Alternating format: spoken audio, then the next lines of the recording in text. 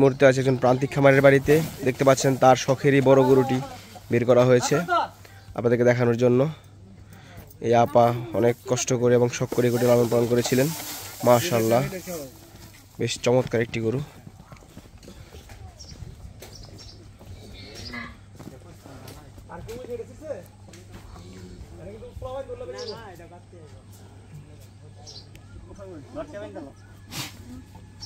বা গরুর নাম আছে নাকি? সম্রাট। আপনারা দেখতে পাচ্ছেন আপার বড় গরু সম্রাট।